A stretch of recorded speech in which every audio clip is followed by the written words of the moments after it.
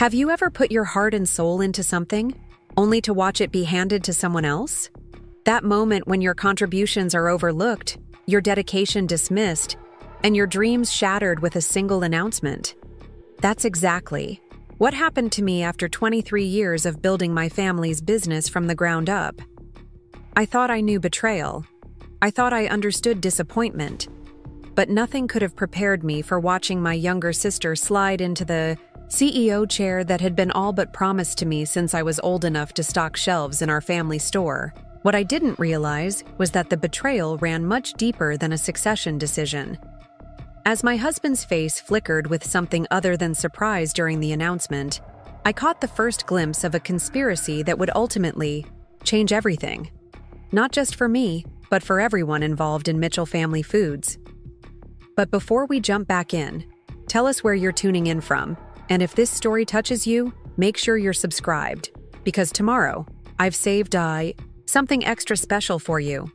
Now let me take you back to where it all began. The aroma of freshly baked sourdough bread mingled with the scent of aged cheese as I walked through the flagship store of Mitchell Family Foods on a crisp September morning. At 45, I'd spent more time in these stores than anywhere else in my life. While other kids had summer vacations and after-school freedom, I had inventory counts and register duty. While my college classmates traveled Europe during breaks, I apprenticed with our suppliers, learning the art of selecting the perfect products for our shelves. My name is Emily Mitchell Pearson, eldest daughter of Robert Mitchell and granddaughter of Stanley Mitchell, who started our business with nothing but a small delicatessen and a passion for quality food. What began as that single storefront in Evanston, Illinois, had blossomed into a beloved regional chain of specialty food markets spanning 3 states, and I had been there every step of the way. "Morning, Ms. Emily," called Carlos, our longest-serving deli manager, as he carefully arranged a display of imported prosciutto. "The new shipment of that Spanish manchego you wanted just arrived. Looks even better than the sample they sent." I smiled, warmth filling my chest at the easy familiarity. "Save me a wedge, Carlos. I'll take it home to test with that Rioja." We just started carrying.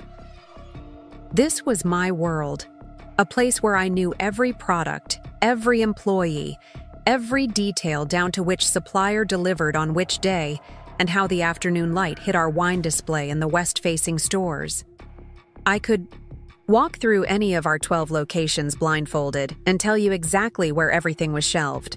Not because I had to, but because this business ran through my veins as surely as my grandfather's DNA. After completing my MBA at Northwestern, I'd received offers from prestigious firms in New York and Chicago. My professors couldn't understand why I chose to return to a family business instead of climbing the corporate ladder. But they didn't understand the Mitchell legacy. They couldn't comprehend what it meant to be part of something generations in the making. My father had been grooming me since I was tall enough to see over the counters. "Watch how Mrs. Peterson examines the produce," he'd say when I was just 8 years old. "She's been shopping here for 30 years. She knows quality, and so should you." When I was 16, he let me manage my first vendor relationship, a small local bakery that supplied our signature dinner rolls. By 25, I was running our product procurement division. By 30, I had completely modernized our inventory systems, saving hundreds of thousands in reduced waste and improved efficiency. At 35, I developed and launched our Homestead line of Mitchell-branded specialty products, which now generated nearly half of our total revenue. "Emily!" My reminiscing was interrupted by Maria, one of our store managers, hurrying down the aisle toward me. The new organic supplier called again about their payment schedule. I tried to explain our net 60 policy, but they're insisting on speaking with you directly. I nodded, already reaching for my phone to make a note. "I'll handle it. They're small, and their cash flow isn't as stable as our regular vendors. We might need to make an exception." "That's what I thought you'd say." Maria smiled. "Oh, and Tom from the warehouse called. The refrigeration unit on truck 3 is acting up again. He's concerned about next week's shipments to the Wisconsin stores. Tell him to call Peterson. Refrigeration. They did good work last time. Use my name. They'll fit us in more quickly. And have accounting cut the check for the organic supplier today, instead of waiting for the regular payment run. Already told Tom exactly that about the refrigeration. Just waiting on your approval for the early payment. This was how most of my days flowed, a continuous stream of decisions, large and small, that kept our family business running smoothly. I didn't mind the responsibility. In fact, I thrived on it. And everyone, from the newest stock clerk to my father himself, knew that while Robert Mitchell might hold the title of CEO, I was the operational heart of Mitchell Family Foods. Walking toward the offices above our flagship store, I passed a framed black and white photograph of my grandfather, standing proudly in front of his original deli in 1952. He wore a simple apron and a determined expression, and I felt that familiar surge of connection to him despite the fact that he had passed away when I was only 12. I still remembered him teaching me how to count back change, and the way his eyes crinkled when he laughed at my serious little face, as I concentrated on getting it right. "We feed families, Emily," he used to tell me. "That's not just business. That's a sacred trust." The upper floor of our flagship location housed our corporate offices, modest compared to most company headquarters. But my father had always believed in keeping management close to the actual stores. "Never forget what pays the bills," he'd say whenever some consultant suggested we move to a sleek downtown building. As I entered the main office area, I spotted my younger sister Jennifer leaning against Patricia's desk, our long-suffering CFO. Jen was 38, 7 years my junior, and her path had been very different from mine. After getting her marketing degree, she'd taken positions with various national brands, working in Chicago, then Denver, then San Francisco.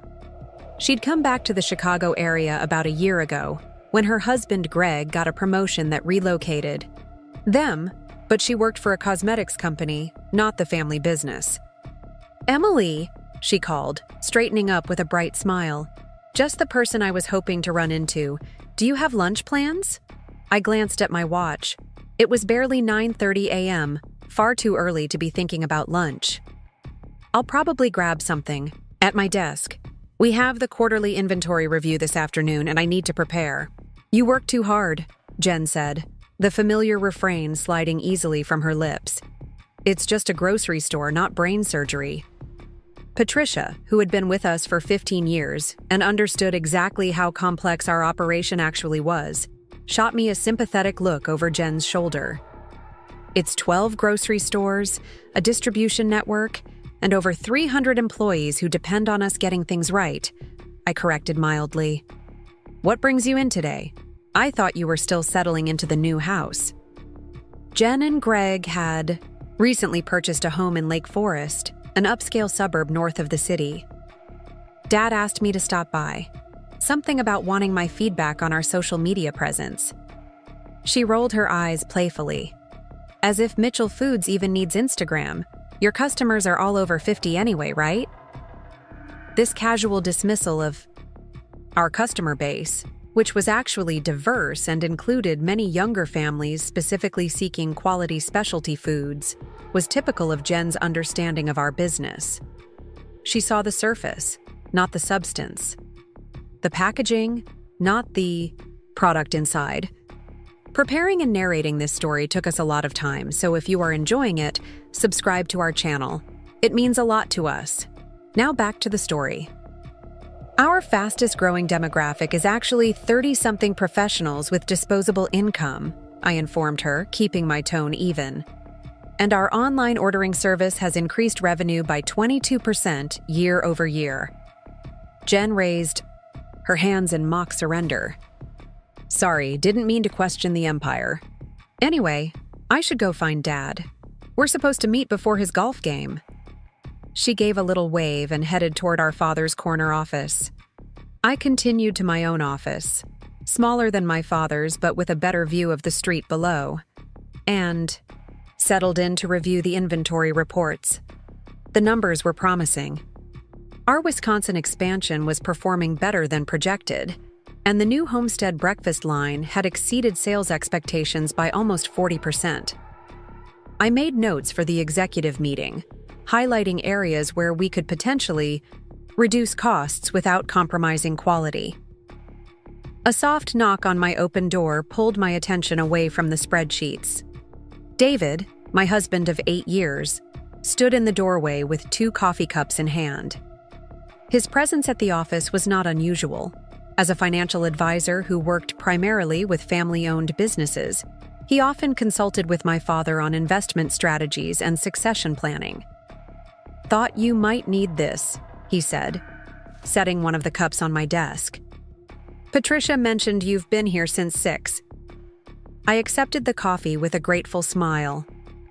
"Quarterly review prep. You know how it goes." I took a sip, appreciating the perfect amount of cream. "David, never got that wrong. I didn't know you had meetings here today."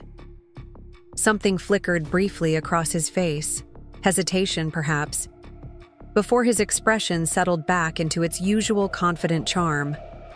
"Just dropped in to go over some projections with your dad. Market's been volatile, and we're reassessing some of the retirement portfolio allocations." I nodded, though something about his explanation felt slightly off. Dad's retirement planning had been settled months ago, with a conservative strategy. That shouldn't need frequent adjustments regardless of market conditions. But before I could inquire further, my phone rang. The Wisconsin store manager with questions about an upcoming promotion. "I'll let you get back to it," David said, brushing a quick kiss on my cheek. "Dinner tonight? That new place on Oak Street? You've been wanting to try?" "Sounds perfect," I agreed, already reaching for the phone. As the day progressed, I found myself fully immersed in the minutiae of running our family business. A potential supplier of artisanal cheeses needed evaluation. The marketing team wanted approval on layouts for our fall catalog. Tom from the warehouse needed authorization for overtime to handle a large shipment arriving over the weekend. By the time the quarterly review meeting rolled around at 2 p.m., I had almost forgotten the odd feeling from my earlier interaction with David. The executive boardroom, really just a large conference room with windows overlooking the store below, gradually filled with our management team.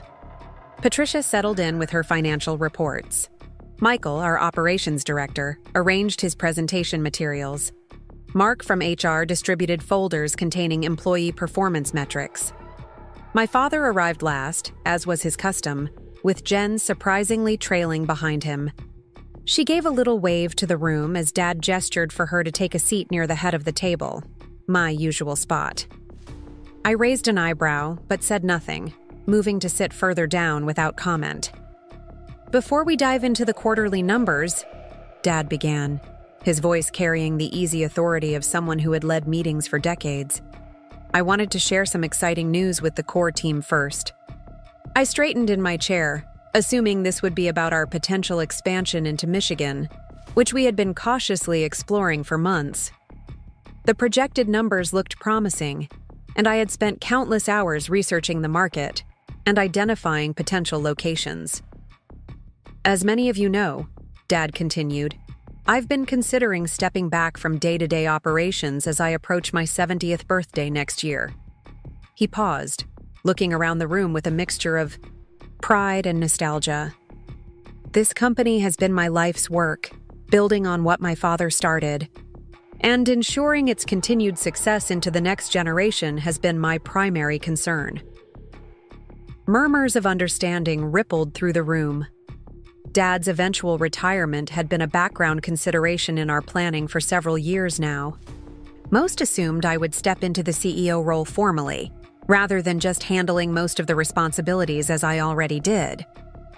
After careful consideration and many discussions with our board and advisors, I'm pleased to announce that Jennifer will be stepping in as CEO of Mitchell Family Foods, effective at the end of this quarter.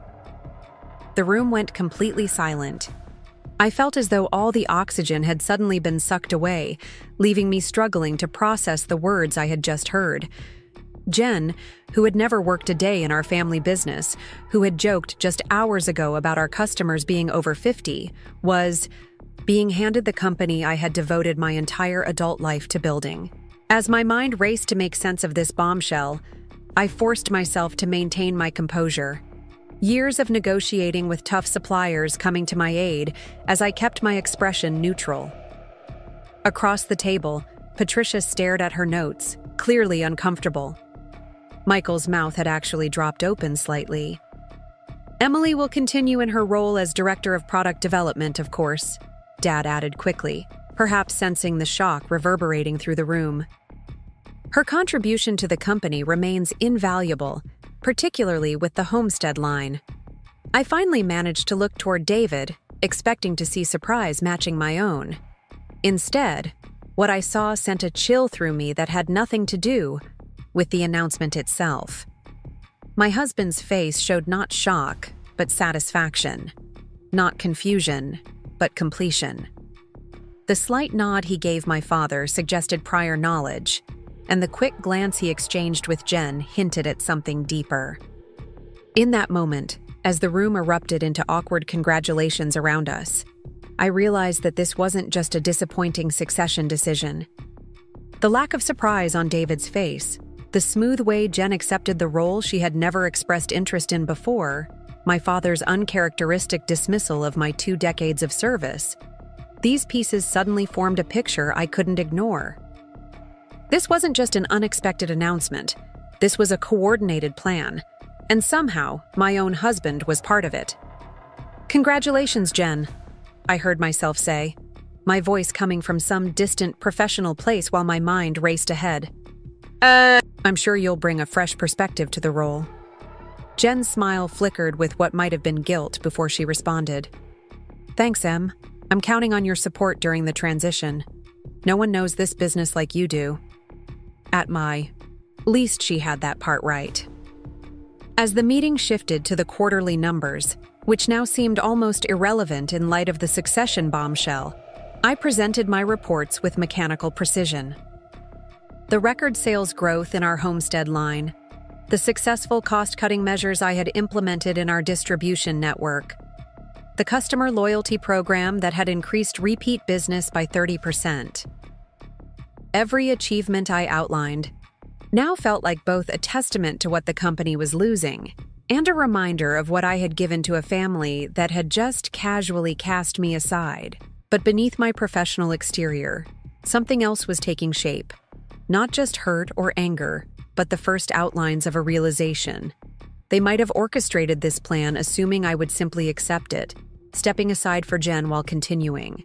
To be the workhorse that kept everything running. They had seriously underestimated me. And as I felt David's eyes on me from across the table, I wondered if he had any idea of the mistake he had just made. The Mitchell family business had been my identity for as long as I could remember. I had breathed it, lived it, sacrificed for it. But if they thought they could simply push me into a corner after everything I had built, they were about to discover just how wrong they were. Because what they failed to realize was that while they were planning this corporate coup, I had been building something they couldn't simply take away. And their oversight was about to become the biggest business lesson of their lives. The remainder of the quarterly review meeting passed in a blur. I heard my own voice presenting figures, answering questions, and discussing projections as if someone else was speaking through me. The professional mask I had perfected through years of supplier negotiations served me well, hiding the storm of emotions threatening to break loose beneath my composed exterior. When the meeting finally adjourned, congratulations flowed toward Jen like a tide. Patricia, our CFO, offered a stiff handshake that didn't reach her eyes. Michael from operations mumbled something about exciting changes ahead, with the enthusiasm of someone discussing dental surgery. But the board members who had been brought in, people who visited our stores perhaps twice a year and knew nothing of our day-to-day operations, clustered around Jen as if she were retail royalty. "Emily?" My father approached as I gathered my materials, his voice carrying an uncharacteristic note of uncertainty. Do you have a moment to talk privately? I straightened the edges of my reports with deliberate care. I have a conference call with our Wisconsin cheese supplier in 15 minutes. Perhaps later this afternoon? It was a lie. There was no call. But I needed time to process what had happened before facing any justifications he might offer. Of course, he said, disappointment evident. Stop by my office when you're free. As people filtered out of the boardroom, I felt David's presence before he spoke. Well, that was quite an announcement, he said, his voice pitched low for privacy. I turned to face my husband, studying him with new eyes. The fine wool suit he wore, purchased with the substantial bonus I'd received after the Homestead line, exceeded projections. The confident stance of a man who had never once worried about his position.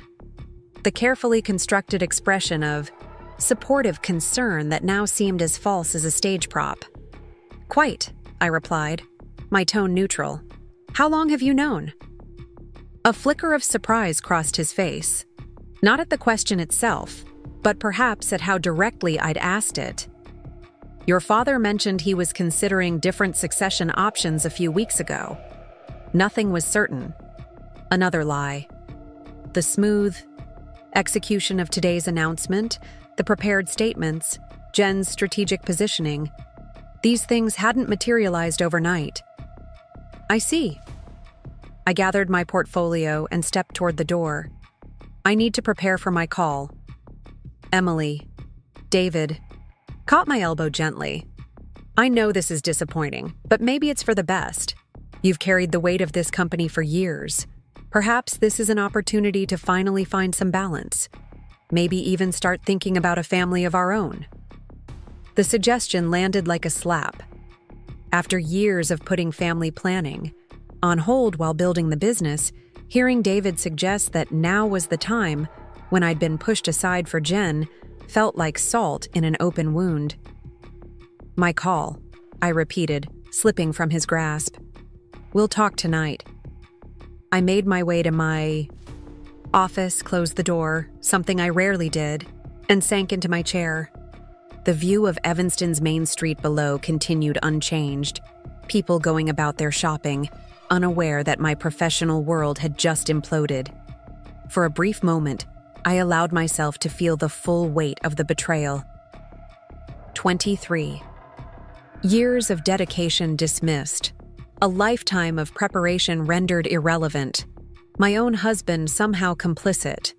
The urge to scream, to cry, to march back into the boardroom and demand answers was nearly overwhelming. But decades in business had taught me that emotional reactions, however justified, rarely led to optimal outcomes. Instead, I took 3 deep breaths and opened my laptop. If they expected me to crumble, to make a scene, to storm out in righteous indignation, they had seriously misjudged me.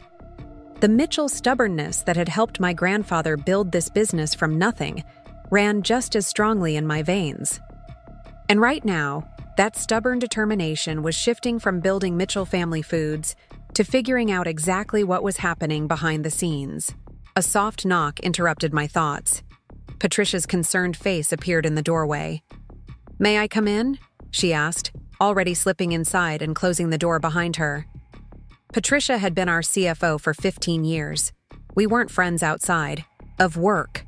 She had 3 teenagers who occupied her non-working hours, and I had always been too busy with the business to cultivate many personal relationships. But we shared a mutual respect forged through countless budget crises and financial triumphs. That was... She struggled to find an appropriate word. Unexpected doesn't quite cover it. Indeed, I gestured for her to sit. Patricia perched on the edge of the chair across from my desk, her normally unflappable demeanor rattled. "Emily, I want you to know I had no idea this was coming. The financial transitions for succession planning were always built around you, taking the helm. This is completely out of left field." I believed her. Patricia wasn't just good with numbers. She was a straight shooter who had always been honest with me, even when the news wasn't good. "How long has this been in motion, Patricia?" Financial restructuring for a CEO transition doesn't happen overnight. She frowned, considering. I received some unusual requests from your father about 3 weeks ago, asking for comprehensive valuations of all assets, including intellectual property breakdowns. I assumed it was standard succession planning for your eventual transition to CEO. And David? Has he been involved in these discussions? Patricia's hesitation told me everything before she even spoke. He's been in several closed-door meetings with your father over the past month. I assumed it was personal financial planning related to the succession. 3 weeks. While I had been overseeing the launch of our new homestead breakfast line, working 16-hour days to ensure its success, a plan had been taking shape to push me aside. Thank you for your honesty, Patricia. I straightened in my chair. Decision made. I'd appreciate your discretion about this conversation. Of course. She stood to leave, then paused. Emily, for what it's worth, everyone who actually runs this company knows who built it to what it is today. Whatever their plan is, they've made a serious error in judgment. After she left, I sat motionless, processing everything. Something still didn't add up. My father had always been straightforward in business matters. He might be old-fashioned in some ways, but deliberately misleading me about succession wasn't his style. And Jen, for all her casual dismissiveness about the family business, had never shown any interest in running it. She enjoyed her marketing, career, the flexibility to travel, the absence of the all-consuming responsibility that came with a family business. Why would she suddenly want to take on the CEO position of a company she barely understood? And why would my father choose her over me, when he knew intimately how much knowledge, experience, and dedication I brought to the table? The answer had to lie with David. His financial advisory firm specialized in family business transitions and acquisitions. The board members who had seemed so enthusiastic about Jen were largely David's connections, people he had introduced to my father as fresh perspectives for our aging board. I pulled out my phone, hesitated, then made a decision. I texted my old business school roommate, Sarah Lieberman, now a partner at a prestigious corporate law firm specializing in family business law and acquisitions. Need to talk. Confidential matter. Dinner tomorrow? Her response came quickly. Absolutely. 7 p.m., Marcello's, private booth in back. That settled. I put my phone away and took a deep breath. I had no intention of tipping my hand by making a scene or demanding immediate answers. Instead, I would do what I had always done when facing a business challenge: gather information, analyze the situation thoroughly, and formulate a strategic response. The rest of the afternoon passed in a carefully orchestrated performance of normalcy. I took congratulatory emails to Jen with composed professionalism. I met with the marketing team about upcoming promotions as if nothing had changed. I even stopped by my father's office briefly, apologizing for my packed schedule and promising a longer conversation tomorrow. When I finally left the office at 6:30 p.m., David had already texted to say he'd meet me at the restaurant. Convenient.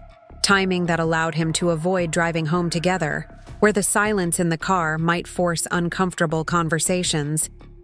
Marcello's was buzzing with the usual Thursday night crowd when I arrived.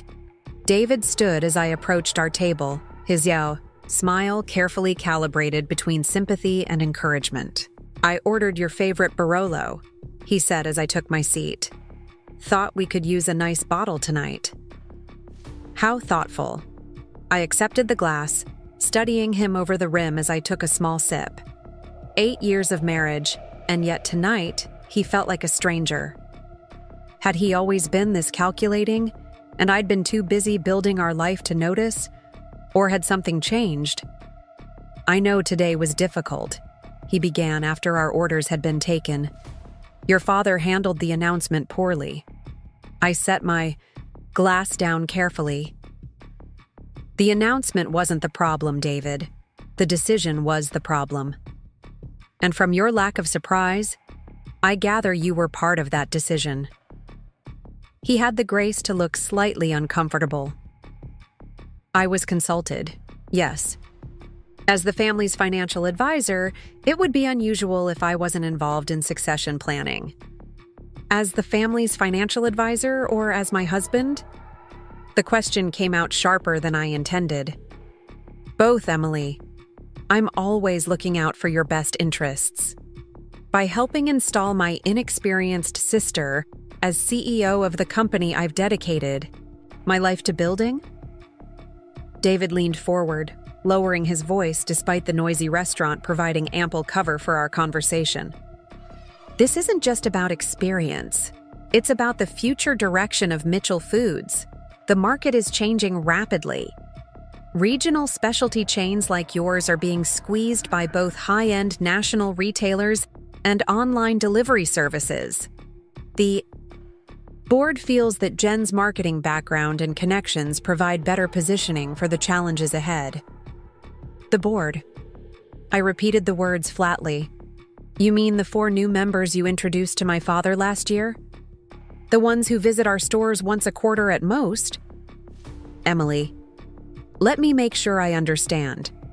These board members, who know nothing about our day-to-day operations, our supplier relationships, or our customer base, determined that Jennifer, who has never worked a single day in our family business, is better equipped to lead the company than the person who has been essentially running it for the past decade. David sighed, his expression shifting to the patient look he used when explaining complex financial concepts to clients. It's not that simple. Mitchell Foods needs to evolve.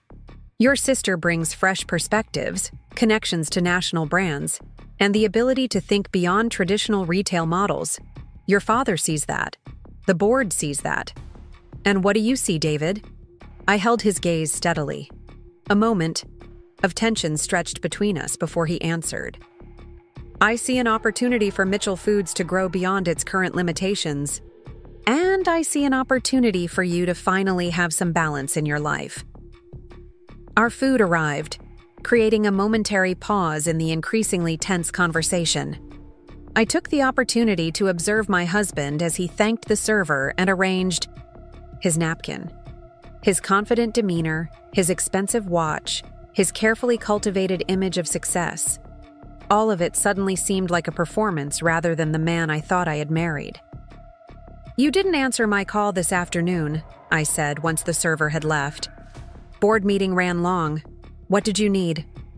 I was going to ask you to cancel tonight's reservation. I have a headache.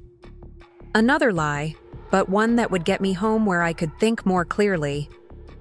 Concern washed over his features. We can leave right now if you're not feeling well. No need to rush. Let's eat first. I took a bite of my barely touched salmon, not tasting it at all. Tell me, does the board have specific plans for Mitchell? Food's future under Jen's leadership? New directions you're all excited about? If David noticed the edge in my question, he didn't show it. Nothing concrete yet. But there's been discussions about potential partnerships, modernization initiatives, possibly even expansion through strategic acquisitions. All things I had proposed over the past 2 years, only to be told by my father that organic growth was preferable to taking on debt for rapid expansion. I see. I set down my fork. And the homestead line? What are the plans for that? That's your baby, Emily. No one's touching that. David's reassurance came too quickly. In fact, your role in product development becomes even more important now. You'll have more time to focus on creating new products without the burden of operational concerns. The homestead line, my creation, developed on weekends and evenings when the main business was closed, recipes tested in my home kitchen, packaging designed at my dining room table, marketing materials drafted on my personal laptop. A project my father had initially been reluctant to fund, suggesting I develop it on my own time first to prove the concept.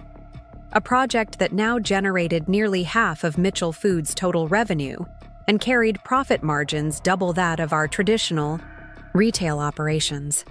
Something clicked into place. The asset valuation Patricia had mentioned.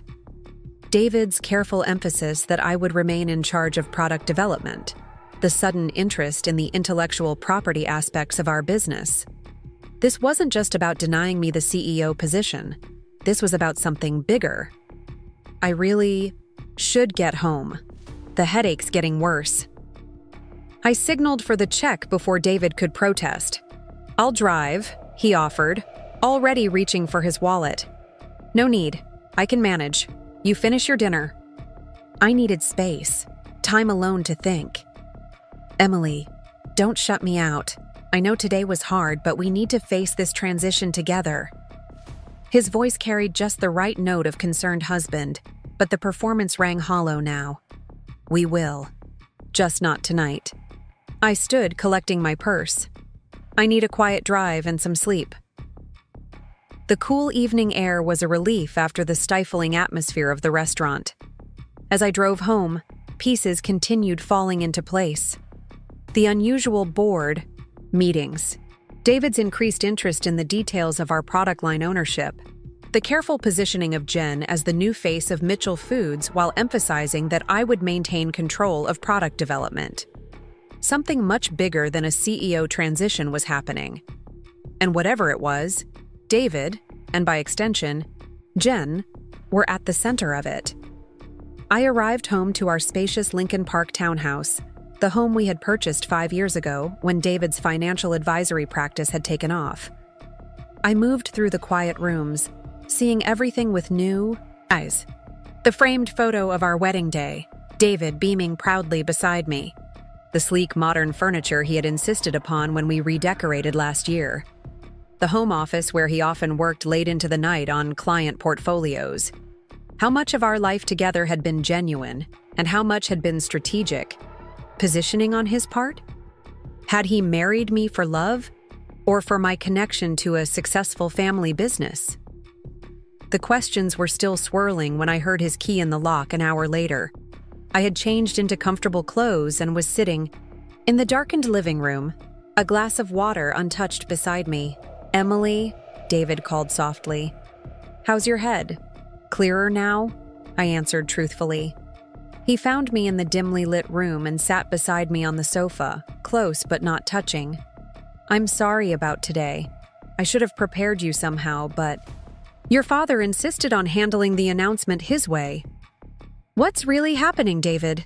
I asked directly, too tired for games. "And don't tell me it's just a standard CEO transition. There's something more going on." He hesitated, and in that moment of hesitation, I knew my instincts were correct. "Mitchell Foods is at a crossroads," he finally said, choosing his words, with unusual care. "The board has been exploring strategic options for the company's future. Your father is nearly 70. The market is changing rapidly. The question of succession naturally raised larger questions about long-term viability." "What kind of strategic options?" Another pause. "There's been some interest from larger entities about potential partnerships." "Partnerships," I repeated flatly. "You mean acquisition offers?" David sighed, abandoning pretense. "Yes, there have been several expressions of interest from national chains. Meridian Foods has been particularly persistent. They see significant value in Mitchell's regional presence, and especially in the Homestead product line. Meridian Foods, one of the largest national specialty grocery chains, known for acquiring beloved regional brands and gradually homogenizing them until they were indistinguishable from every other upscale grocery store. The exact opposite of everything my grandfather had built and my father had maintained. And what does this have to do with making Jen CEO instead of me? Though I already knew the answer. "Emily, you've made your feelings about corporate partnerships abundantly clear over the years. Your attachment to the company's traditional operations would make any transition challenging.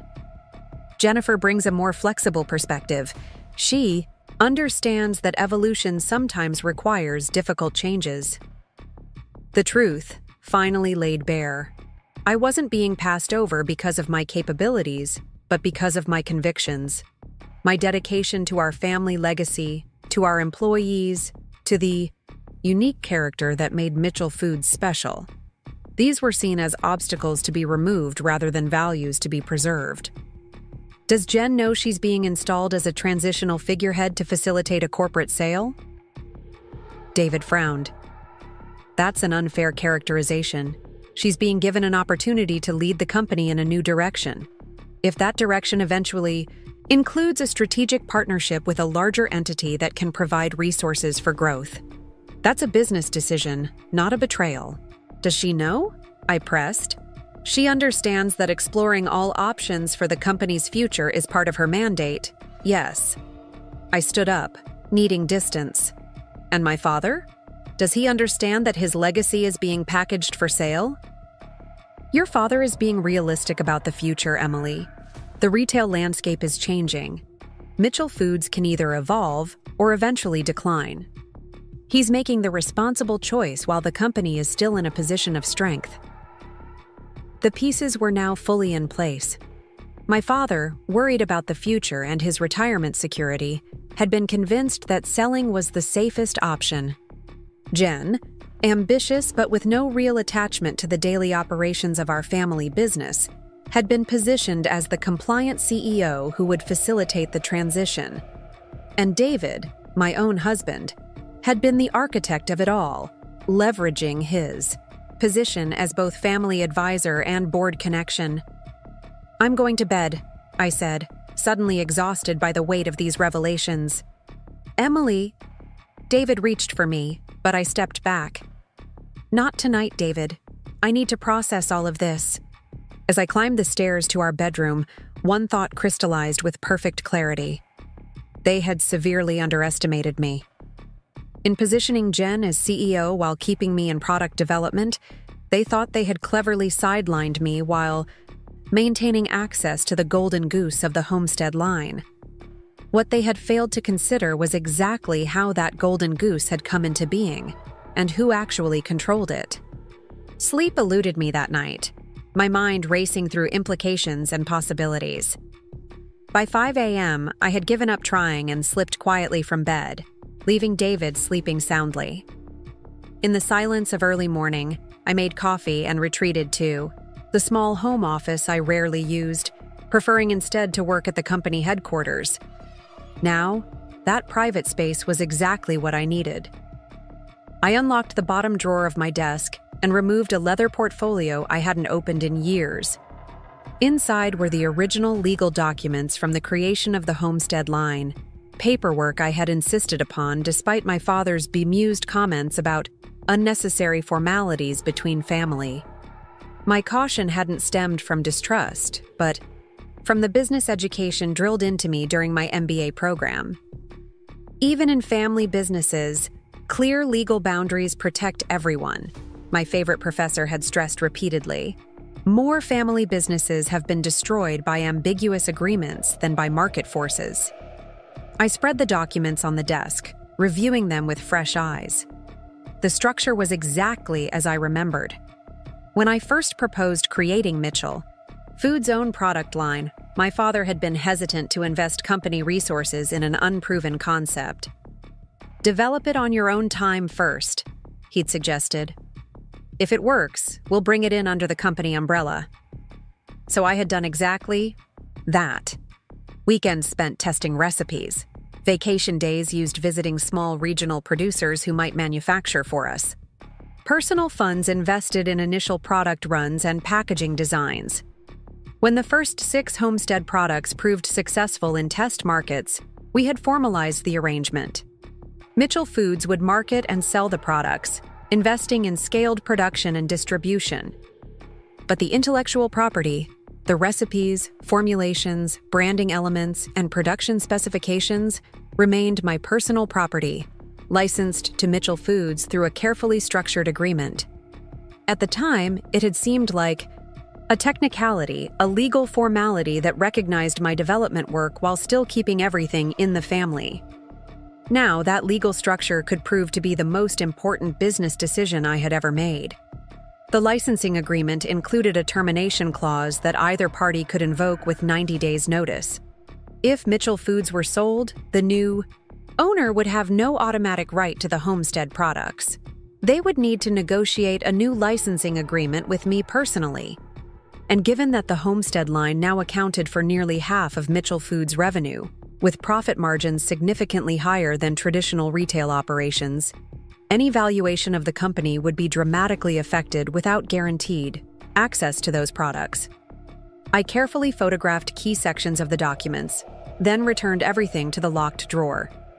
By 6:30 a.m., I was dressed and ready to leave, having left a note for David claiming an early supplier meeting. Instead of heading to the office, I drove to a quiet cafe several miles from our usual haunts. I needed to gather more information before formulating a plan, and that meant reaching out to people I could trust. First was a text to Tom Watson, our warehouse manager who had been with Mitchell Foods since my grandfather's days. Coffee before work? Need your perspective on something? Usual place near the warehouse, 7:15? His reply came quickly. See? You there. Next was an email to my old business school mentor, Professor Abigail Chen, who had maintained a consulting practice specializing in family business transitions alongside her teaching duties. Unexpected situation with family business succession. Could use your confidential advice. Any availability this week? By the time I reached the small diner near our main warehouse, Tom was already there, nursing a cup of coffee. At 62, he had the weathered look of someone who had spent decades in physical work, but his sharp eyes missed nothing about the operations he oversaw. "Morning, Ms. Emily," he greeted me, using the formal address he had insisted on since I was a teenager learning the business. "You're out and about early." "Thanks for meeting me, Tom." I slid into the booth across from him. "I'll get right to the point." "You've heard about the CEO announcement?" He snorted. "Heard it. Still trying to make sense of it. No disrespect to your sister, but she wouldn't know a loading dock from a stock option. What's the word among the staff?" Tom glanced around, the nearly empty diner before leaning forward. "Confusion mostly. Some worry. People know Ms. Jennifer hasn't been involved in operations. They're wondering what changes are coming." I nodded. "Any other rumors circulating? About the company's future, potential changes?" His eyes narrowed slightly. "Funny you should ask. Billy in Receiving has a brother-in-law who works for Meridian Foods. Said there's been talk over there about expansion plans, specifically mentioned adding a strong Midwest presence." Just as I suspected, the conversations were further along than David had implied. "One more question, Tom. In your estimation, how many of our operational staff would follow me if I were to leave Mitchell Foods?" The directness of the question startled him. "Leave? To go where?" "That's not important right now. I'm just gathering information." Tom considered this carefully, his weathered hands wrapped around his coffee mug. "Hard to put a number on." But I can tell you this, from the warehouse crew to the store managers, they're your people, not the company's. You've earned their loyalty by actually knowing their names, their challenges, their contributions. He paused. "If you were asking me personally, I've got maybe 3 years until retirement, but I'd follow you tomorrow if you had something solid." The loyalty warmed me, even as it confirmed the leverage I might need in the days ahead. "Thank you, Tom. Keep this conversation between us for now." "Always do, Ms. Emily. Always do." My next stop was the small law office of Martin Goldstein, who had handled the original homestead licensing agreements. His secretary showed me in immediately despite the early hour. "Emily Mitchell, twice in 1 decade. I'm honored," Martin joked as he rose to greet me. Though in his 70s now, his mind remained sharp as ever. "What brings you to my humble office when you have a whole legal department at your disposal?" "The same reason I came to you originally instead of using our corporate counsel," I replied. "Discretion and the potential for conflicting interests." His jovial expression turned serious. "I see. The homestead agreements again?" "Yes. I need to verify their current standing and enforceability, particularly the termination provisions and intellectual property protections." Martin pulled out his files with practiced efficiency. "Your father still giving you grief about those unnecessary formalities?" he asked with a slight smile. "Not exactly."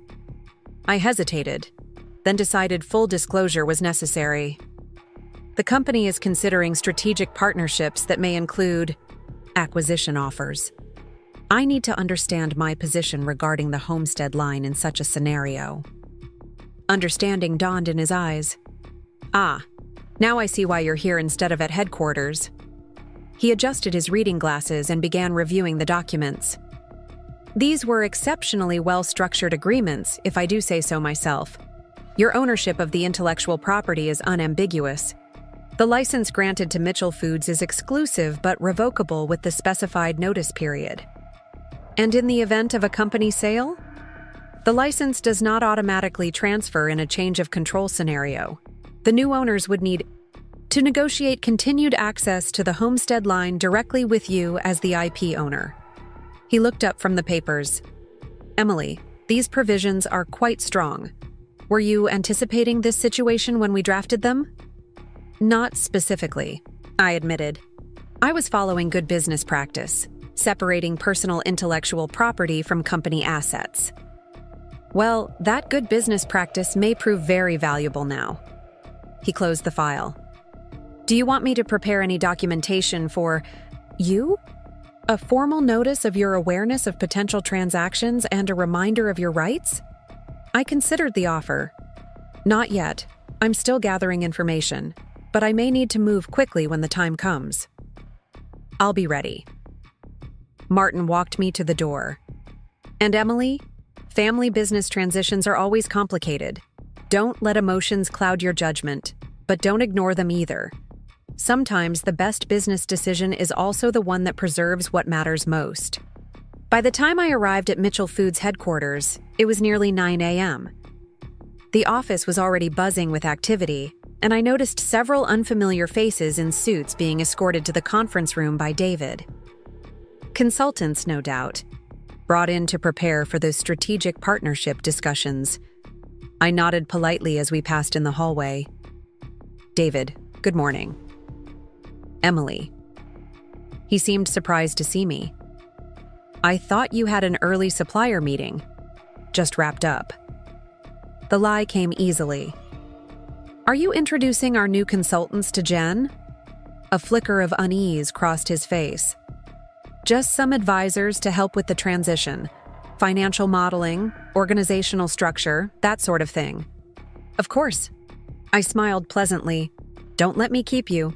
I continued to my office where I found Patricia waiting, a stack of reports in hand. "The Wisconsin store managers are asking about the holiday staffing budget," she said without preamble. "And the Q4 projections for the homestead line need your review. Also, your sister is looking for you. Tell the Wisconsin managers we'll maintain last year's holiday staffing levels plus 5% for the increased foot traffic we're projecting," I replied, settling behind my desk. "I'll review the homestead projections by this afternoon. And Jen can find me here if she needs me."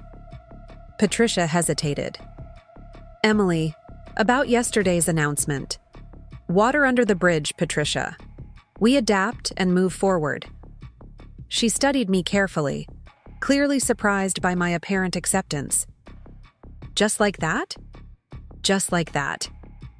I opened my laptop, signaling a return to business as usual. "Could you ask Maria from the Northbrook store to stop by when she's in for the managers' meeting this afternoon? I want to discuss their local marketing initiative." After Patricia left, I turned my attention to the daily operations of Mitchell Foods with deliberate focus. If anyone expected me to withdraw or perform poorly out of spite, they would be disappointed. Instead, I proceeded with the careful, efficient management that had built our company's success, while simultaneously laying the groundwork for my response to their betrayal. Throughout the morning, I fielded calls from suppliers, approved promotional materials, and reviewed inventory reports with the same thorough attention I always had. To any observer, I was simply continuing my role as the operational backbone of Mitchell Foods. But beneath this performance of normalcy, My mind was cataloging resources, evaluating options, and formulating contingencies. By lunchtime, I had a clearer picture of both what I was facing and what I could leverage in response. Jen appeared in my doorway just after noon, her confident CEO demeanor somewhat diminished since yesterday's announcement. "Do you have time for lunch? I thought we could talk." "I brought a salad." I gestured to the container on my desk. "But I have time to chat if you'd like to bring your lunch in." She settled into the chair across from me, unwrapping a sandwich from the deli downstairs. I wanted to clear the air between us. I know yesterday was a shock. "It was unexpected," I agreed mildly. "Dad really does value everything you've done for the company, Em. This isn't about your contributions." I raised an eyebrow. "What is it about, then?" Jen shifted uncomfortably. "The board feels the company needs a different direction going forward. More emphasis on marketing, brand partnerships, modern retail approaches." "And you're uniquely qualified to provide that direction? Despite never having worked a day in this business?" A flash of defensiveness crossed her face. "I've spent 10 years in consumer brand marketing. I understand modern retail trends, social media integration, strategic partnerships." "Strategic partnerships," I interrupted. "Like the ones being discussed with Meridian Foods?" Her sandwich paused halfway to her mouth. "How did you— It doesn't matter how I know, Jen. What matters is that you've allowed yourself to be positioned as the face of a corporate sale that will dismantle everything our grandfather built." "That's not fair. Meridian has expressed interest, yes, but no decisions have been made. They recognize the value of the Mitchell brand and want to provide resources for growth. Meridian recognizes the value of our market share and revenue, particularly from the Homestead line," I corrected. "They have a well-documented history of acquiring family businesses, extracting their profitable elements, and discarding the rest.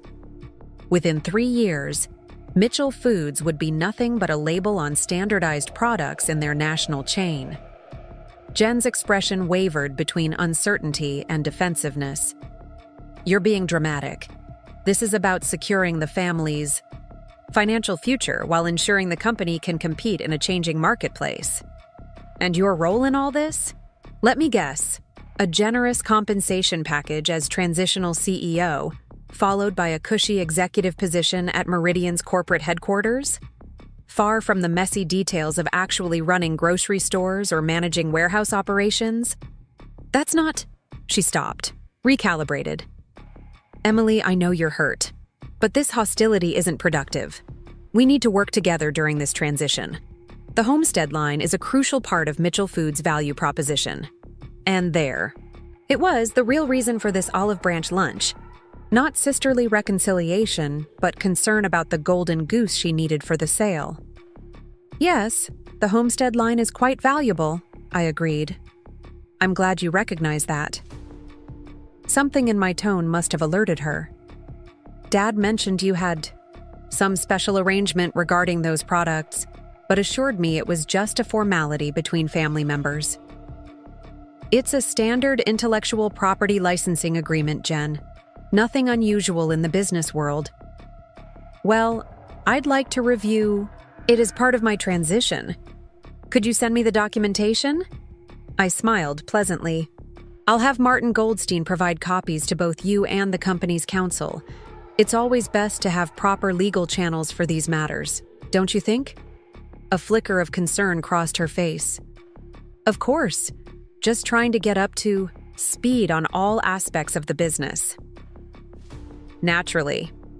And speaking of getting up to speed, the store manager's meeting starts in 30 minutes. They'll be expecting the CEO to address them, particularly regarding the holiday planning that's already underway." Jen's eyes widened slightly. "I wasn't planning to attend that. I have consultants coming in this afternoon." "The consultants can wait. These managers oversee the day-to-day operations that generate our revenue. They're expecting leadership direction on staffing levels, inventory planning, and promotional calendars." I closed my laptop. "Unless you'd prefer I handle it as usual?" No, I should be there. Jen stood, her sandwich half eaten. Would you mind briefing me quickly on the key points before we go in? Of course. I gathered my notes. That's why I'm here, isn't it? To provide operational support while you focus on the bigger strategic picture. If she caught the edge in my voice, she didn't show it. As I walked her through the complex holiday planning already underway for our 12 locations, I watched her struggle to absorb the operational details she had never bothered to learn. Confusion gave way to overwhelm as I outlined inventory projections, staffing challenges, and promotional timing conflicts. How do you keep all this straight? She finally interrupted. 23 years of experience, I replied simply. Ready? For the meeting? As we headed toward the conference room where the store managers were gathering, I felt the first real sense of confidence since yesterday's announcement. They had installed Jen as CEO, but they still needed me, not just for the Homestead line, but for the operational knowledge that kept Mitchell Foods functioning day to day. And that necessity created leverage I fully intended to use. The managers' meeting went exactly as I anticipated. As the 12 store managers filed into the conference room, their greetings to me were warm and familiar, while Jen received polite but reserved nods. These were people I had hired, trained, and supported through countless challenges, from personal crises to pandemic protocols. They knew me, and I knew them, their strengths, their concerns, their families. Maria, from the GUE Northbrook location, caught my eye with a questioning glance. I gave her a subtle nod, acknowledging the unspoken question about yesterday's announcement. Good afternoon, everyone, Jen began, once everyone was seated. As you've probably heard, I'll be stepping into the CEO role as my father transitions toward retirement. I'm excited to work with all of you as we move Mitchell Foods into its next chapter.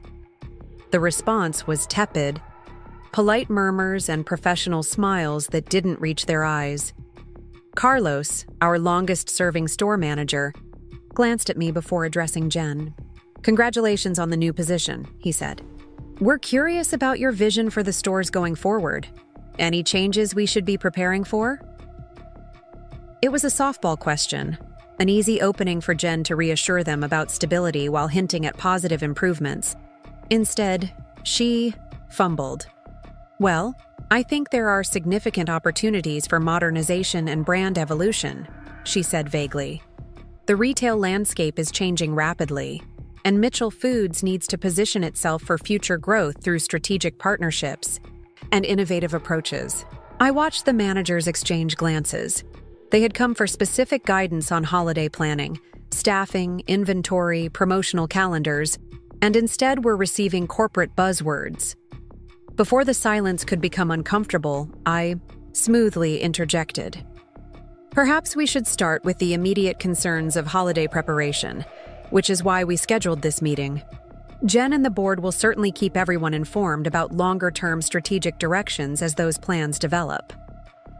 Relief washed over the managers' faces as I launched into the detailed holiday planning they had been expecting.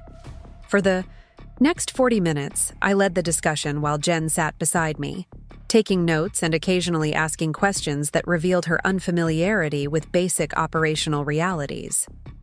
How many additional seasonal staff did each location need? What were the delivery schedules for holiday specialty items? How were we handling the supply chain challenges affecting certain product categories? When would the holiday promotional materials be ready for distribution? These weren't abstract corporate strategy questions, but the nuts and bolts details that determined whether our stores would succeed or fail during the crucial holiday season that generated nearly 30% of our annual revenue. By the meeting's end, the dynamic was crystal clear to everyone in the room. Jen might have the CEO title, but the managers were still looking to me for actual leadership and operational guidance. I'd like to meet individually with each of you over the next few weeks, Jen announced as the meeting concluded. To better understand your specific location challenges and opportunities. Carlos raised an eyebrow. We typically do our one-on-ones with Emily, She's familiar with our individual store situations. I'll join those meetings initially, I offered, watching Jen's relieved expression, to help facilitate the transition. As the managers filed out, several lingered to speak with me privately. Maria waited until the room had nearly emptied before approaching. "Is it true?" she asked quietly. "The rumors about Meridian Foods?" News traveled fast in retail circles. "Nothing has been finalized," I replied carefully, "but there have been discussions." Maria's face fell. "My cousin worked for a local chain Meridian acquired in Minneapolis. Within 18 months, they'd replaced most of the management with their own people and standardized everything that had made the stores special." "I'm aware of their typical approach," I said, "but no decisions have been made. For now, we focus on running our stores as successfully as we always have." The concern in Maria's eyes reflected what I knew many of our long-term employees were feeling. Mitchell Foods wasn't just a paycheck to them. It was a community, a culture, a way of doing business that valued people over short-term profits. Jen had already left the conference room, hurrying to her meeting with the consultants David had brought in. I returned to my office to find an email from Professor Chen, agreeing to meet the following morning for coffee. Another piece falling into place. The remainder of the afternoon passed in a carefully maintained performance of business as usual. I reviewed supplier contracts, authorized maintenance expenditures for the Wisconsin stores, and finalized the holiday product selection with our purchasing manager. If anyone at Mitchell Foods headquarters thought I was withdrawing in defeat after yesterday's announcement, they saw no evidence of it. Instead, I was more engaged than ever, asking detailed questions about operations, documenting procedures, and connecting with key personnel throughout the organization. What no one realized was that each conversation, each document review, each meeting was serving a dual purpose: maintaining the smooth operation of Mitchell Foods while simultaneously cataloging the resources, relationships, and intellectual capital I might soon need to leverage. By 6:30 p.m., the office had mostly emptied. David had texted that he would be working late, another convenient excuse to avoid prolonged private conversation. I used the quiet time to organize my thoughts and review what I had learned throughout the day. The picture was becoming clearer. Meridian Foods had approached my father about acquisition, likely through connections David had facilitated. Concerned about retirement security and the competitive challenges facing regional specialty grocers, my father had been receptive. But they had correctly anticipated that I would resist selling the business my grandfather had founded, and I had helped build. Enter Jennifer, the perfect solution. Install her as CEO, position the sale as a strategic partnership that would secure the family's financial future, and assume I would fall in line rather than fight my own family. After all, I would still have my prestigious product development role and probably a generous payout from the sale. What they hadn't factored into their calculations was my ownership of the Homestead product line that now constituted nearly half of Mitchell Foods' revenue and carried profit margins far exceeding traditional grocery retail. Without guaranteed access to those products, Mitchell Foods' valuation would plummet, making it a far less attractive acquisition target for Meridian. And according to Martin Goldstein's confirmation this morning, I had complete legal control over those products. I was still contemplating my options when my phone buzzed with a text from Sarah Lieberman, my law school roommate. "Still on for dinner tomorrow? Got your table at Marcello's?" "Perfect," I replied. "Actual legal matter to discuss. Need your expertise." Sarah's response came quickly. "Intriguing. 7 p.m. I'll bring my brain." I smiled, gathering my things to leave. Sarah was now a partner specializing in corporate law at one of Chicago's most prestigious firms. Her insight would be invaluable for what I was considering. As I drove home through the evening traffic, I allowed myself to really feel the emotions I had been suppressing since yesterday's announcement. The hurt of being passed over, the betrayal by my family, the shock of discovering my husband's role in the scheme. But alongside those painful feelings was something else emerging: determination. Not just to protect myself, but to preserve what truly mattered about Mitchell Foods. The relationships with local suppliers we had nurtured for decades, the expertise and dedication of employees who had become like extended family, the commitment to quality and community that had defined us since my grandfather's time. If Meridian acquired Mitchell Foods, all of that would eventually be lost, replaced by standardized corporate procedures designed to maximize short-term profits at the expense of everything else. I couldn't prevent my father from selling his company. I couldn't force my sister to refuse the CEO position that had been handed to her, but I could ensure that they understood the true cost of their decisions and perhaps, in the process, create an alternative path forward. When I arrived home, the house was still empty. I changed into comfortable clothes and settled at the dining room table with my laptop, the quiet solitude allowing me to focus completely on research. I spent the next 2 hours studying Meridian Foods' acquisition history, noting the pattern that emerged with clinical clarity. Their approach was consistent across all their acquisitions: purchase beloved regional food retailers at premium prices, maintain the original branding initially while gradually implementing efficiency measures, and within 24 to 36 months, eliminate most of what had made these businesses unique in favor of standardized corporate systems. By the time David arrived home shortly after 9 p.m., I had closed my laptop and was calmly reading a book in the living room. "You're still up," he said, sounding relieved. "I thought you might have gone to bed early after yesterday's excitement." "Just some light reading," I replied, setting the book aside. "How was your day?" "Productive." He loosened his tie, studying me as if trying to gauge my emotional state. The transition consultants seem competent. They specialize in family business succession. "And acquisition preparation?" I asked mildly. He paused, then sighed. "Emily, I know you're upset, but you have to understand that these discussions with Meridian are preliminary. Nothing has been decided, except for installing Jen as CEO instead of me. That decision was made based on the direction the board believes is best for the company's future." He sat beside me on the sofa, his expression earnest. "You're brilliant at operations and product development. No one disputes that. But Jennifer brings marketing expertise and brand positioning experience that's critical in today's competitive landscape. And a willingness to facilitate a sale to Meridian," I added. David frowned. "You're oversimplifying a complex business decision. Your father and sister see financial security through corporate sale.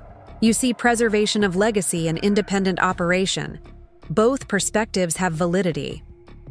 But they're acting deceptively," I pointed out, "positioning Jen as CEO to facilitate a sale they know I would oppose."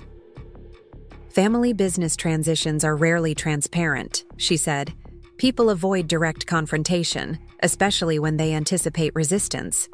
She leaned forward. "The more important question is, what do you want to achieve now?" This was why I had sought her counsel. Professor Chen never wasted time on recriminations about what should have happened. She focused on practical paths forward. "I want to protect what makes Mitchell Foods special," I said. "The relationships with local suppliers, the commitment to quality, the employee culture my grandfather established, all of which would be lost in a Meridian acquisition." "And your personal position? The homestead line you mentioned? That's your leverage point?" I nodded. "The licensing agreement gives me control over those products, which now represent nearly half of company revenue. Without them, Mitchell Foods becomes a much less attractive acquisition target." She considered this. "So you could block the sale by withdrawing the homestead products, but that would damage the company your grandfather built and potentially hurt the employees you want to protect." Exactly my dilemma. "What about an alternative path?" she suggested. "Instead of simply blocking their plan, what if you created a compelling counterproposal? Such as, You mentioned the Homestead line has superior profit margins to traditional retail operations. Could that be expanded? Developed as a separate entity that preserves what you value about Mitchell Foods while creating a new direction? The question crystallized something that had been forming in my mind. The Homestead brand could function independently, I said slowly. We already contract manufacturing to regional producers. Distribution could be established separately from the stores. The intellectual property, recipes, formulations, brand identity, that's already mine. Professor Chen smiled. Now you're thinking like an entrepreneur rather than a family member who's been wronged. The question becomes, what resources would you need to make that transition? And is there potential for a strategic alliance that aligns with your values rather than undermines them? Our conversation continued for nearly an hour, exploring possibilities and challenges. By the time we parted, I had the outline of a plan forming, not just a defensive strategy to block the sale, but a proactive vision for preserving what mattered most about Mitchell Foods, with or without my family's support. Keep me updated, Professor Chen said as we stood to leave. And remember, family business conflicts are rarely just about business. There are always deeper emotional currents at play. I'm trying to separate the two, I admitted. Don't, she advised. Acknowledge the hurt and betrayal you feel. Just don't let those emotions drive your business decisions. Use the clarity that comes from stepping back and seeing the situation strategically. I headed directly to Mitchell Foods headquarters, arriving just before 9 a.m. The board is exploring options to ensure Mitchell Foods remains viable in a changing market. Meridian has the resources to invest in growth that would be difficult to finance independently. Meridian has a documented pattern of gutting the regional retailers they acquire, I countered. They keep the name on the door while systematically eliminating everything that made these businesses successful in their communities. That's an unfair characterization. Is it? Ask the former employees of Henderson's Markets in Minneapolis, or Valley Fresh in Denver, or any of the other family businesses Meridian has acquired and homogenized. David stood, frustration evident. This isn't productive, Emily. You're reacting emotionally rather than looking at the business realities. The retail landscape is changing rapidly. Mitchell Foods faces increasing competition from both national chains and online delivery services. The board is being prudent by exploring strategic options while the company is still in a position of strength. The board, I repeated. You mean the 4 new members you introduced to my father last year? The ones with connections to Meridian's parent company? His expression confirmed my suspicion before he could deny it. Those connections provide valuable industry perspective, that's all. Of course. I stood as well, suddenly tired of the pretense. I'm going to bed. I have an early supplier meeting tomorrow. Emily. David caught my arm gently as I passed. Don't make this harder than it needs to be. Your future at Mitchell Foods is secure. Everyone values your contribution to the Homestead line. This transition can be smooth if you allow it to be. Looked at his hand on my arm, then back to his face. Good night, David. Sleep came fitfully, my mind continuing to analyze options and strategies even as my body rested. By 5:30 a.m., I was awake again, quietly preparing for the day while David slept. I left another note about an early meeting and was out of the house before 7 a.m. My first stop was the cafe near Northwestern's business school, where I was meeting Professor Chen. At 72, Abigail Chen remained one of the sharpest minds in family business consulting, having advised dozens of companies through transitions, conflicts, and crises. She had been my mentor during my MBA program, and one of the voices that had encouraged me to formalize the Homestead line's legal structure. Emily Mitchell, she greeted me warmly as I approached her table. Still the early riser, I see. Old habits, I smiled, settling across from her. Thank you for making time so quickly. Your email sounded urgent, and I always have time for my most successful former student. She studied me over her reading glasses. Family business succession issues, you mentioned?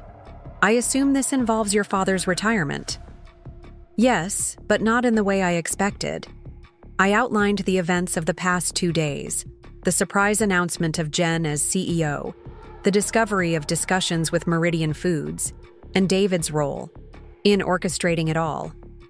Professor Chen listened without interruption, her expression thoughtful. When I finished, she sat back in her chair. A classic case of conflicting visions for a family business, she observed. The office hummed with the usual morning activity, though I noticed several employees watching me with curious or concerned expressions. News of Jen's appointment had clearly spread throughout the organization, and people were uncertain how to react around me. I smiled and greeted everyone normally, projecting confidence and continuity. Whatever was happening at the executive level, the day-to-day operations needed to continue smoothly, especially as we entered the critical pre-holiday planning period. Patricia intercepted me as I approached my office. "Emergency call from the Milwaukee supplier," she said without preamble. "Quality control issue with the holiday gift baskets, and your sister's looking for you, something about the homestead documentation." "Tell the Milwaukee team I'll call them in 15 minutes, I replied, setting down my bag. "And let Jen know I have supplier emergencies to handle first, but I'll come find her afterward." The morning passed in a blur of operational problem-solving. The Milwaukee quality control issue required coordinating with 3 different suppliers to ensure our holiday gift baskets would meet standards. A refrigeration problem at the Evanston store needed immediate attention to prevent inventory loss. Staffing challenges at 2 locations required shuffling schedules and authorizing overtime. Throughout it all, I maintained detailed notes on my laptop, not just addressing the immediate issues, but documenting the processes, relationships, and institutional knowledge that made these solutions possible. Knowledge that didn't exist in any company manual, but had been accumulated through years of hands-on management. Around 11:30 a.m., Jen appeared in my doorway. "Do you have a minute? I've been waiting to discuss the homestead documentation." "Come in," I invited, closing my laptop. "What questions do you have?" She settled into the chair across from my desk, her expression a mixture of concern and confusion. "Dad gave me copies of the licensing agreement this morning. It's not what I expected." "In what way?" "The agreement grants Mitchell Foods a license to produce and sell products you developed, but you retain all intellectual property rights, and either party can terminate with 90 days' notice." She leaned forward. "Emily, this doesn't make sense as a family business arrangement. Why would Dad agree to such terms?" "Because when I proposed creating our own product line, he was hesitant to invest company resources in an unproven concept," I explained. "He suggested I develop it on my own time first. So I did, using weekends, evenings, and vacation days to create recipes, source ingredients, design packaging, and run test markets. Only after the concept proved successful did we formalize the arrangement. But now the homestead line accounts for almost half our revenue," Jen pointed out. "Surely the agreement should be updated to reflect its current importance to the company." I studied my sister, wondering how much she truly understood about the situation she had stepped into. The current agreement has worked well for over a decade. Why change it now? She shifted uncomfortably. "The board feels it creates unnecessary complexity in the company's structure. For strategic planning purposes, it would be cleaner if all assets were clearly under corporate ownership." "For acquisition valuation, you mean?" I clarified. Jen sighed. "Yes, partly. The Meridian discussions are still preliminary, but their interest is significantly based on the homestead line's growth potential. I'm sure it is. The line carries 60% gross margins compared to 22% for traditional retail operations. It's the crown jewel of Mitchell Foods." Then you understand why consolidating ownership makes sense from a business perspective, she pressed. We could negotiate fair compensation for transferring the intellectual property rights to the company. I leaned back in my chair, studying my sister. In her tailored suit and carefully applied makeup, she looked every inch the corporate CEO. But her eyes revealed uncertainty about the role she'd been thrust into. Jen, let me ask you something. Do you actually want to run Mitchell Foods?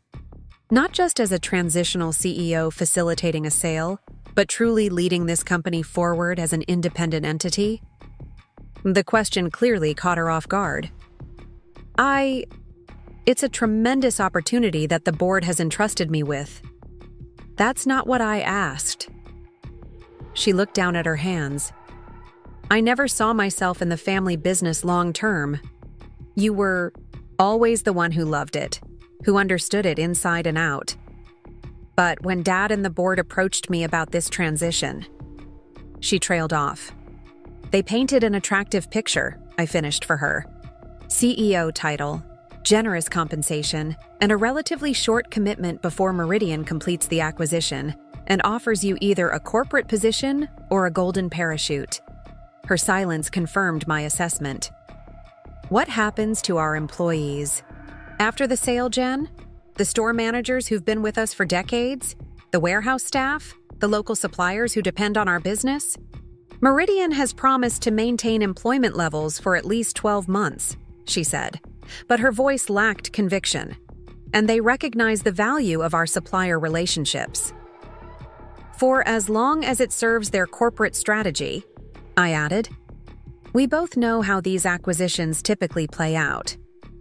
Jen looked genuinely troubled. Dad believes this is the best path forward. The market is changing. Competition is increasing.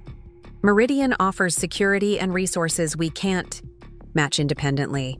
Dad is thinking about his retirement and the family's financial security, I acknowledged. Those are legitimate concerns, but there are other ways to address them without sacrificing everything Grandpa built and our employees have helped sustain. Such as? I hesitated, not yet ready to reveal my emerging plan. Let's just say I'm exploring alternatives that might better balance financial security with preserving what makes Mitchell Foods special. Jen studied me for a moment. You're not going to transfer the homestead rights to the company, are you? Not under the current circumstances, no. She sighed heavily. This puts me in an impossible position, Emily. The board expects me to secure those rights as part of the transition. The board expects you to facilitate a sale they knew I would oppose, I corrected gently. They put you in this position, Jen, not me. Before she could respond, my phone rang, the Milwaukee supplier calling back about the quality control issue. I need to take this, I said. We can continue this conversation later. After Jen left, I turned my attention back to the operational challenges that filled my day. But our conversation had confirmed something important. My sister wasn't the architect of this plan, but rather a convenient instrument. The true orchestrators were the board members David had introduced, people with connections to Meridian, who saw an opportunity to acquire a profitable regional chain while neutralizing the family member most likely to resist. By late afternoon, I had resolved most of the day's operational crises and was preparing for my dinner with Sarah. I texted David that I would be meeting an old friend from business school and wouldn't be home until later. His reply came quickly. No problem, I have client dinner downtown. Convenient again. We were like ships passing in the night, avoiding the confrontation that would inevitably come. But tonight, I needed space to think and plan, and Sarah's legal expertise would be invaluable for what I was considering. As I gathered my things to leave, I paused at my office window, looking down at the busy store below. Customers examining, produce, staff restocking shelves, cashiers greeting regulars by name, all part of the community my grandfather had started building 70 years ago, all potentially at risk in the corporate chess game now unfolding. The hurt of betrayal still ached, But Professor Chen's advice echoed in my mind. Acknowledge the emotions, but don't let them drive business decisions. What mattered now wasn't proving I should have been CEO or punishing those who had underestimated me. What mattered was finding a path forward that preserved what was truly valuable about Mitchell Foods, with or without my family's support. With that clarity, I headed to meet Sarah, the outlines of a plan forming with increasing detail in my mind. Marcello's was already crowded when I arrived, but the hostess immediately led me to a private booth in the back corner. Sarah had texted that she was running a few minutes late, not surprising given her demanding schedule as a law firm partner. I settled into the booth, grateful for the relative privacy it offered. The last thing I needed was to be overheard discussing sensitive business matters in a restaurant frequented by Chicago's professional class. Sarah arrived 15 minutes later, her sharp designer suit and confident stride marking her as the successful attorney she had become since our business school days. She slid into the booth with a warm smile. "Emily Mitchell, it's been too long." She signaled for the waiter. "I need a very large glass of whatever Cabernet you recommend, and then we'll need some time before ordering." After the waiter departed, Sarah turned her full attention to me. "So, cryptic text about needing legal expertise. What's happening in the world of specialty groceries that requires my corporate law brilliance?" I smiled despite myself. Sarah had always had a gift for cutting through formality. "My father is selling our family business to Meridian Foods. My sister has been installed as CEO to facilitate the transaction, and my husband appears to be one of the architects of the plan." Sarah's eyebrows shot up. "Well, when you Mitchell women have drama, you don't mess around." She leaned forward. "Start from the beginning. Don't leave anything out." Over appetizers and wine, I detailed the events of the past few days. The surprise announcement, the discovery of the Meridian discussions, the betrayal by both family and husband. Sarah listened with the focused attention that had made her a formidable attorney, occasionally interrupting with clarifying questions. "So the homestead product line," she said once I'd finished. "That's your leverage point." "Yes. It generates nearly half of Mitchell Foods' revenue now, with significantly higher margins than traditional retail operations." "And your ownership of the intellectual property is legally sound?" "According to Martin Goldstein, who drafted the original agreements, yes. I had him review everything yesterday." Sarah nodded thoughtfully. "Martin's solid. If he says the agreements are enforceable, they are." She took a sip of wine. "So you could essentially pull the rug out from under the Meridian deal by terminating the licensing agreement." "I could," I acknowledged, "but that creates several problems. First, it would damage the company my grandfather built and potentially hurt employees I care about. Second, it would be seen as purely vindictive rather than constructive. And third," Sarah added shrewdly, "you'd be left with intellectual property but no immediate production, distribution, or retail infrastructure to monetize it." "Exactly. So what are you considering instead?" I outlined the alternative. Strategy that had been forming since my conversation with Professor Chen.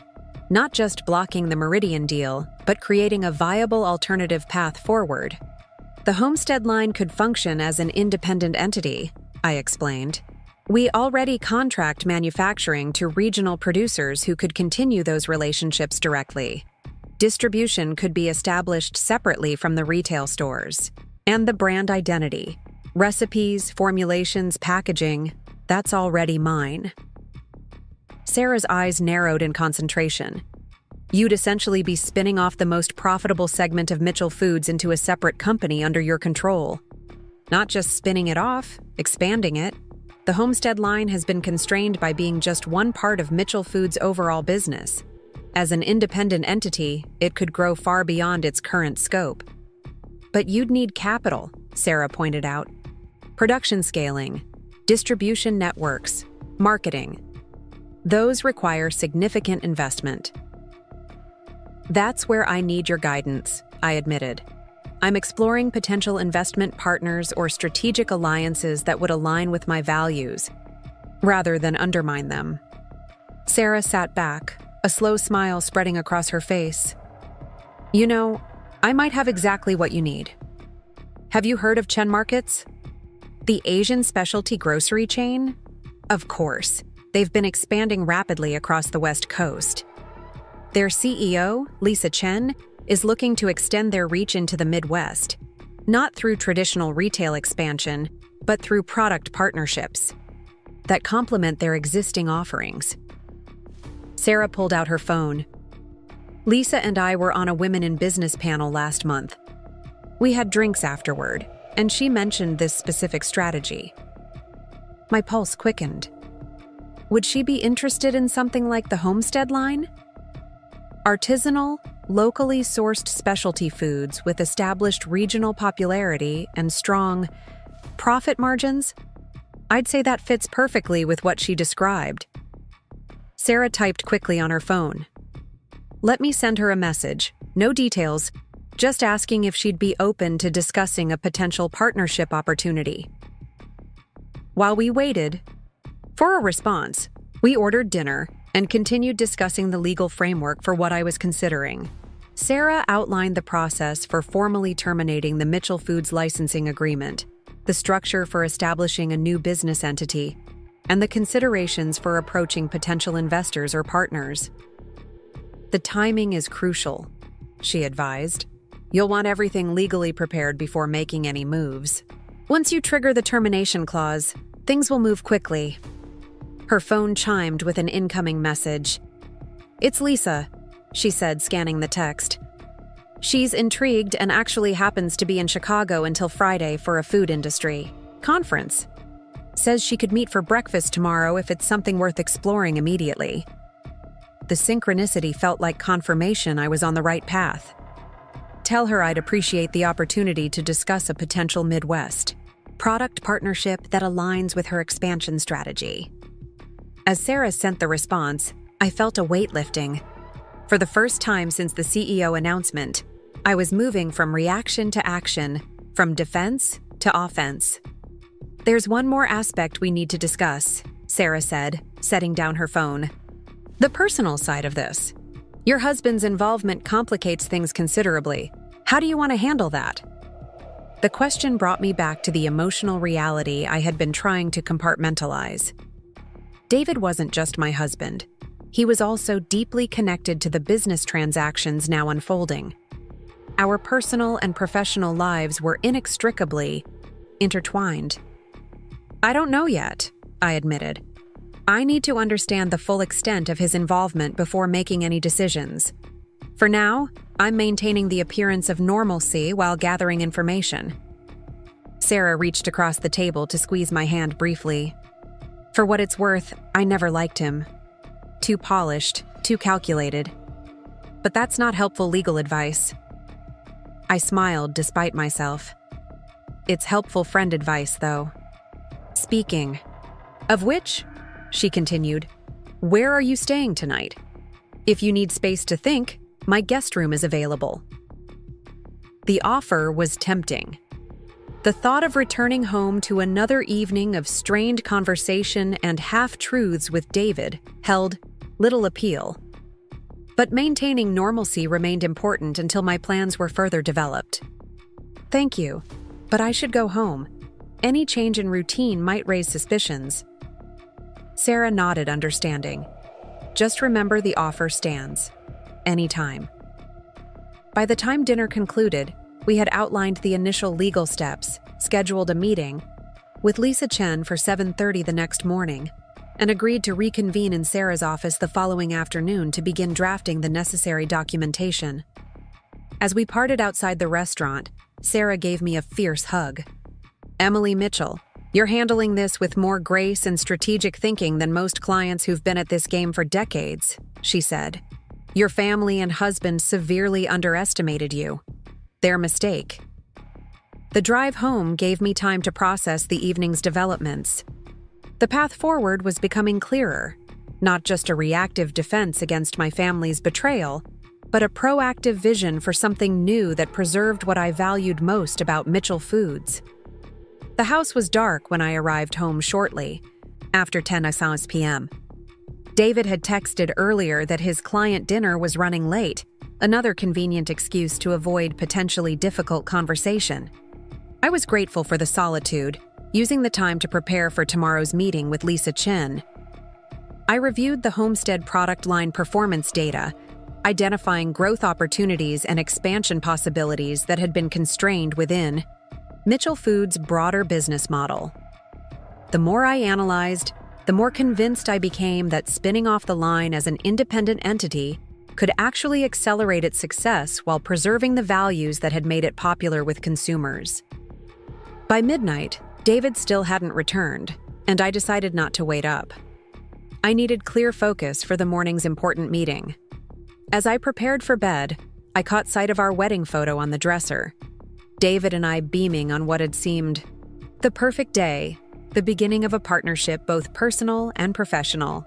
8 years later, that partnership had been revealed as something quite different. The man I had trusted with both my heart and my family's business had been orchestrating my professional sidelining behind the scenes. The hurt was still there, a dull ache beneath my strategic planning, but I refused to let it cloud my judgment. Whatever happened with David personally, I was determined to secure the business future I had spent decades building, not just for myself, but for the employees, suppliers, and communities that depended on Mitchell Foods being more than just another corporate acquisition target. I set my alarm for 5:30 a.m. and tried to quiet my racing mind.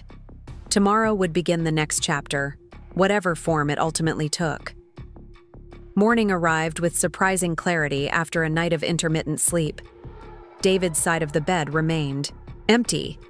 He must have slept in the guest room or arrived home extremely late.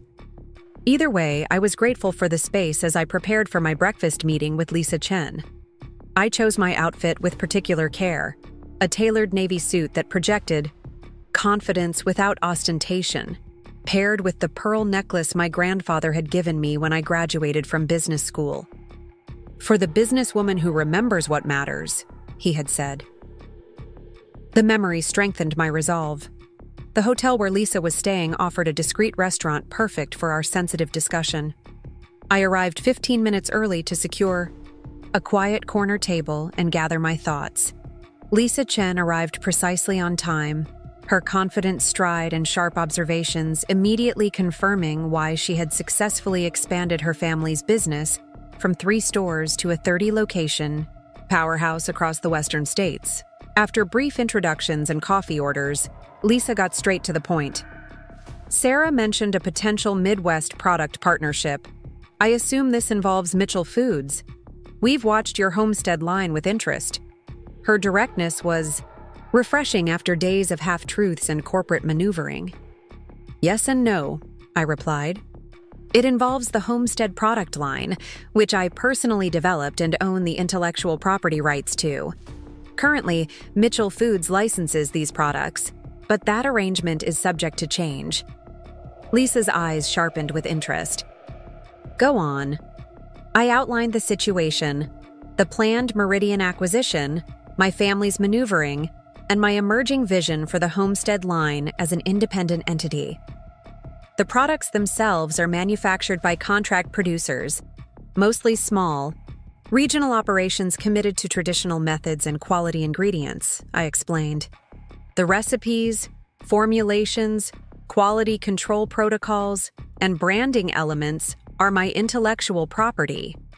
What's missing is the distribution network and retail presence currently provided by Mitchell Foods. Lisa listened intently, occasionally asking incisive questions about sales volumes, margin structures, and growth constraints.